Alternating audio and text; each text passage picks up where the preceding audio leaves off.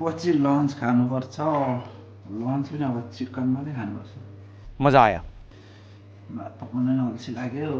नै 700 gram chicken रहेछ। अब चिकनै मात्रै खानुपर्छ। खानै हेर्नुहोस् सब मर मसला रेडी छ।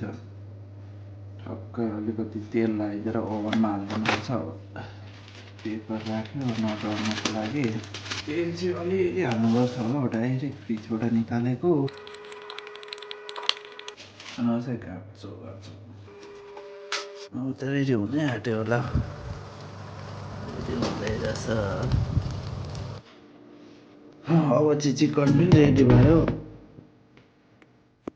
लास्ट इयर कहिले हो 2024मा त आमा 1 साल प्योर भेज भएको थिएन, अन्डा पनि नखाएको थियो हो।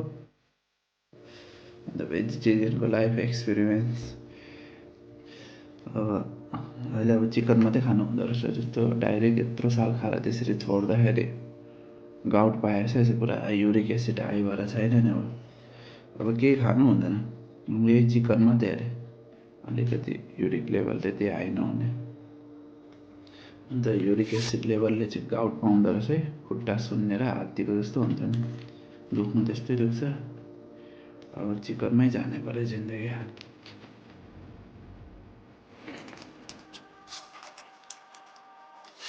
दामी त दामी छ।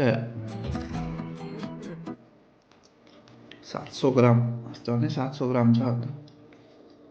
यति खाँदा त अगाउँछ होला हौ।